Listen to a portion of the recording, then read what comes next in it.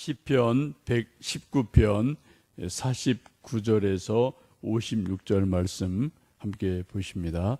주의 종에게 하신 말씀을 기억하소서. 주께서 내게 소망을 가지게 하셨나이다. 이 말씀은 나의 고난 중에 위로라. 주의 말씀이 나를 살리셨기 때문이니이다. 교만한 자들이 나를 심히 조롱하였어도 나는 주의 법을 떠나지 아니하였나이다. 여호와여, 주의 율례들을 내가 기억하고 스스로 위로하였나이다. 주의 율법을 버린 악인들로 말미암아 내가 맹렬한 분노에 사로잡혔나이다. 내가 나그네 된 집에서 주의 율례들이 나의 노래가 되었나이다. 여호와여, 내가 밤에 주의 이름을 기억하고 주의 법을 지켰나이다. 내 소유는 이것이니 곧 주의 법도들을 지킨 것이니이다. 아멘. 오늘 함께 읽으신 시편 119편 49절에서 56절의 말씀은 히브리 알파벳 7번째 알파벳인 자인이라는 단어로 시작이 됩니다. 그 뜻은 무기, 연장이라는 뜻을 가지고 있는 그러한 알파벳입니다. 우리 사람들이 살다 보면 누구나 다 위로를 받고 싶을 때가 종종 있습니다. 갓난아기가 걷다가 넘어져서 무릎을 깨지고 다치면은 엄마가 안아주고 호호 불어주면서 뭐 아프지? 곧 나을 거야 라고 위로해주면 아기 무릎이 덜 아픈 걸 느끼게 되죠. 우리가 사업하다 어떤 분이 사업이 망할 때, 막 힘들어할 때 경험 많은 선배가 찾아와서 사업하다 보면 그럴 때도 있다. 나도 옛날에 부도 직전까지 갔는데 이렇게 헤쳐나갔다라는 경험담을 들려주면 많은 경우 위로를 받을 수가 있습니다. 우리 또 신앙생활하는 우리들도 교회 생활하다가 또 여러 가지 낙심할 때가 종종 있게 되는데 그때 누군가 찾아가서 위로해주고 중보 기도해주면 다시 일어서는 일들이 종종 있습니다. 사람 인자라는 것을 보면 사람이 이렇게 서로 버티고 있는 거거든요. 기대고 버텨주고 이런 사람 인자여서 누가 만들었는지 몰라도 사람이라는 존재는 서로 위로해주고 위로받는 그러한 존재라는 것을 사람 인자에서도 잘 살펴볼 수가 있겠습니다. 오늘 함께 읽으신 말씀 시편 119편 49절 이하의 말씀도 보시면은 위로라는 단어들이 여러 번 나오죠. 우리 먼저 49절 50절 말씀을 다시 읽어보십니다. 주의 종에게 하신 말씀을 기억하소서. 주께서 내게 소망을 가지게 하셨나이다.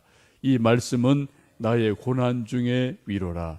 주의 말씀이 나를 살리셨기 때문이니이다 라고 말씀합니다.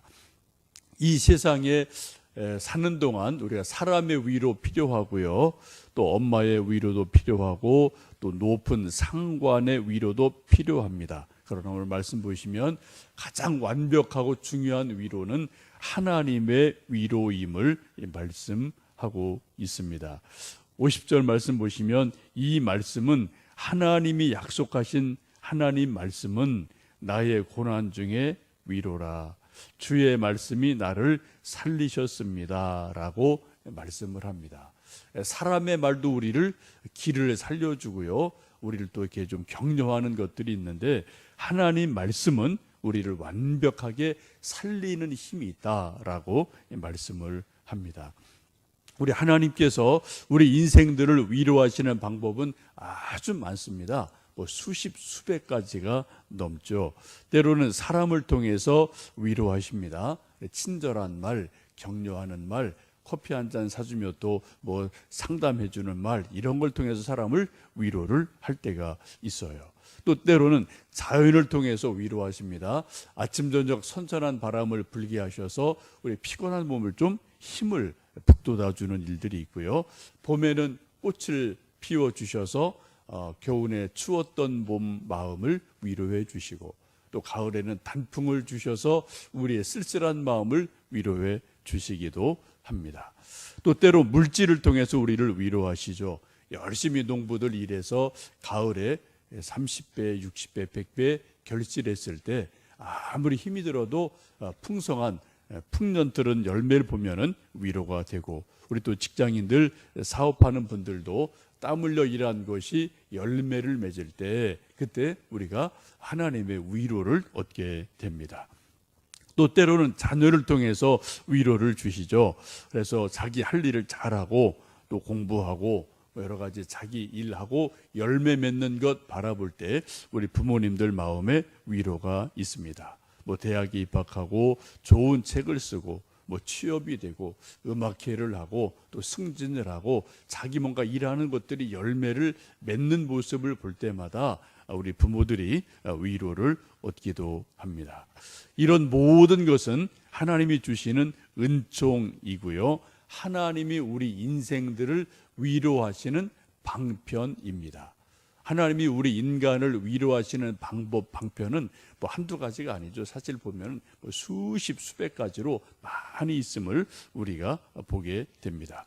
그런데 가장 좋은 위로, 가장 완벽한 위로가 뭐냐? 오늘 50절에 있는 것처럼 이 말씀은, 하나님 말씀이 나의 고난 중에 위로라. 주의 말씀이 나를 살리셨습니다 라고 말씀을 합니다. 시편 19편 7절에도 비슷한 말씀이 있는데요. 여호와의 율법은 완전하여 영혼을 소성시키며 여호와의 증거는 확실하여 우둔한 자를 지혜롭게 하는도다 라고 말씀합니다. 하나님의 말씀은, 율법은 완전해서 우리 영혼을 소성시키셔요. 다시 살려내시는 힘이 있음을 봅니다. 그래서 우리가 성경을 읽는 이유도 그렇고요, 설교 듣는 이유도 그렇고요, 큐티하는 이유도 그렇고 다 그런 거예요.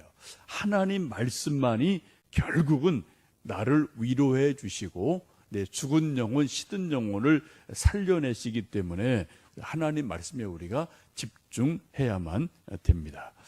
50절 말씀 여러분 깊이 묵상하시면 좋겠습니다. 이 말씀은 나의 고난 중에 위로라. 주의 말씀이 나를 살려내셨습니다 라는 말씀을 여러분 기억하시면 좋겠어요. 특별히 우리가 잘 아는 것처럼 히브리서 4장 말씀 보시면 하나님 말씀은 살아있고 운동력이 있어서 좌우의 날선 어떤 것보다도 예리해서 우리 영과 혼과 및 골수 관절, 생각까지도 찔러 쪼갠다라는 말씀이 있죠. 그래서 말씀이 우리를 살려내시고 다시 소성시키는 일들이 있게 됩니다. 시편 107편 20절에도 그런 말씀이 있습니다. 그가 그의 말씀을 보내어 그들을 고치시고 위험한 지경에서 건지시는도다. 우리 하나님께서 사람을 고치시고 살리시는데 말씀을 보내서 그 사람을 일으켜 세우신다라고 말씀을 하셔요. 마태복음 8장에도 보시면 예수님 이렇게 말씀하죠. 사람들이 귀신 들린 자들을 많이 데리고 예수께 오거늘 예수께서 말씀으로 귀신 들린 자들을 쫓아내시고 병든 자들을 다 고치셨다라고 말씀합니다. 예수님도 병자들을 고치시고 귀신 들린 자를 고치시는데 어떻게 해요? 하나님의 말씀으로 귀신 들린 자를 고치시고 병든 자를 고치셨다라고 말씀을 하십니다. 예수님 말씀이 육신이 되어 오신 분이 친히 말씀하실 때 예수님 말씀에 하나님의 권능이 있어서 우리가 그 말씀을 통해 병자들이 치유가 되고요.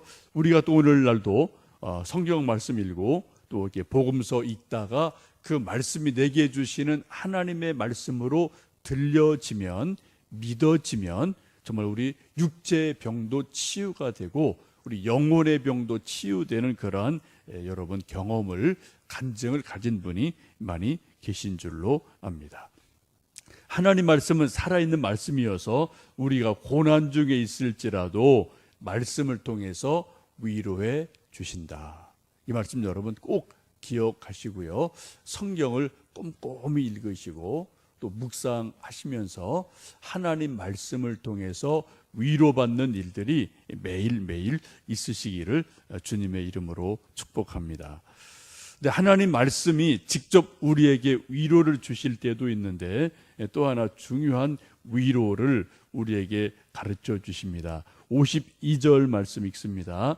여호와여 주의 옛 규례들을 내가 기억하고 스스로 위로하였나이다. 때로는 하나님이 직접 성령님을 통해서 혹은 사람을 통해서 자연을 통해서 혹은 성경 말씀을 통해서 나를 위로하실 때가 있는데 52절 말씀 보시면 어떻게 해요? 내가 하나님 말씀을 기억하고 스스로 위로합니다 라고 말씀을 하죠. 이 말씀 아주 중요한 말씀이죠. 스스로 내가 나를 하나님 말씀과 더불어 하나님 사랑을 깨달으며 내가 나를 스스로 위로하는 법을 우리가 배워가야 됩니다. 이거 믿음 생활할 때 이게 아주 중요한 하나님의 지혜고 하나님 주시는 선물이거든요. 하나님의 사랑, 하나님의 능력, 이걸 통해서 내가 스스로를 위로해주고 스스로를 격려해주는 것 아주 중요합니다. 그런데 우리 실제 생활에서는 많은 사람들이 스스로를 자학할 때가 있어요.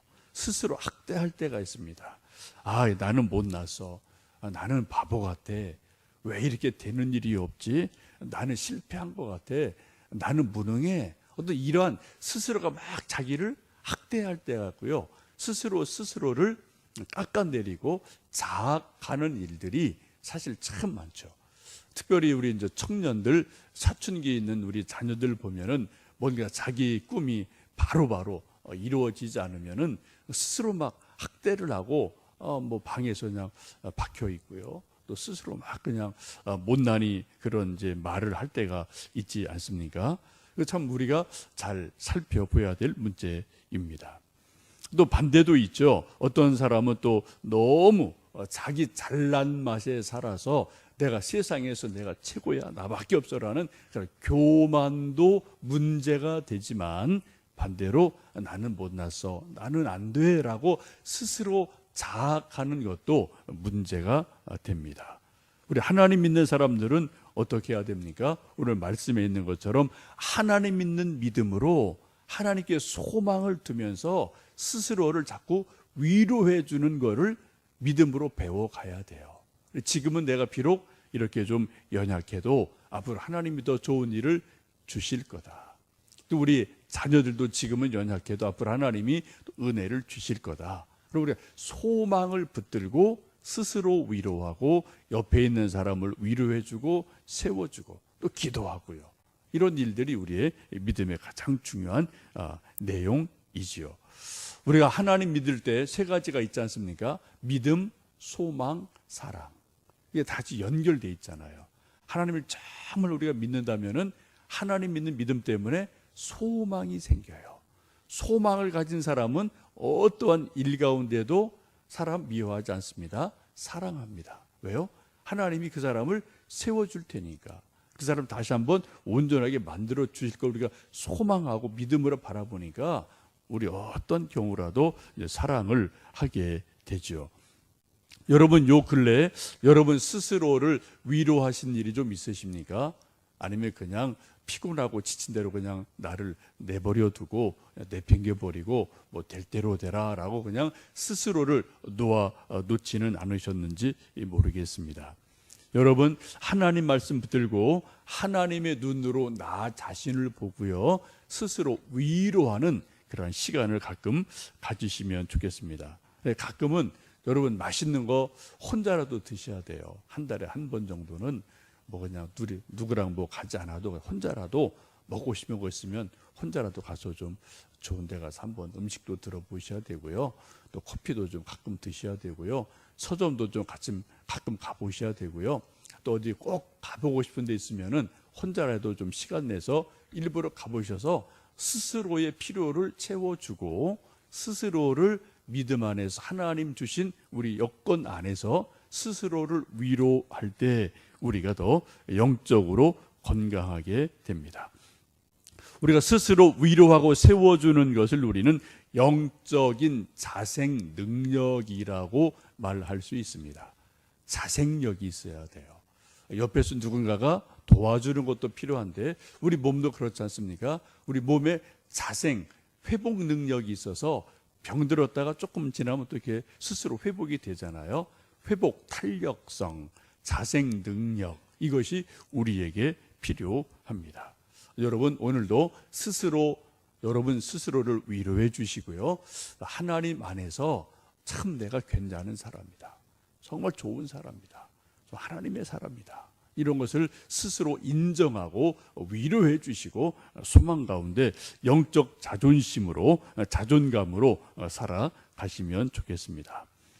이런 일이 어떻게 됩니까? 바로 하나님 말씀을 통해서 된다는 거죠. 오늘 말씀 쭉 보시면은 하나님의 말씀, 또 하나님 말씀을 기억이라는 그런 단어들이 아주 많이 나와요. 49절 보시면 주의 종에게 하신 말씀을 기억하소서. 주께서 내게 소망을 가지게 하셨나이다. 기억이라는 말씀이 있죠. 또 52절 보시면 여호와여 주의 옛 규례들을 내가 기억하고 스스로 위로하였나이다. 하나님 말씀을 기억하며 내가 스스로 나를 위로해 줘요. 55절에 여호와여 내가 밤에 주의 이름을 기억하고 주의 법을 지켰나이다. 이 모든 일이 되어지는 가장 기본적인 첫 출발이 뭡니까? 하나님을 기억한다는 거죠. 하나님 말씀을 기억한다는 거예요. 하나님을 기억하고 하나님 말씀을 기억하고 암송하고 묵상하다 보면 하나님 말씀은 살아있는 말씀이어서 우리를 회복시키고 세워주시는 놀라운 은혜가 능력이 하나님 말씀에 있습니다. 오늘도 여러분 하나님을 기억하시고요. 하나님 말씀을 기억하시고 또 암송하고 묵상하시면서 하나님 말씀을 통해서 소망을 갖고 위로 얻으시고요. 또 스스로를 위로하시는 복된 하루 되시기를 주님의 이름으로 축복합니다. 함께 기도하겠습니다.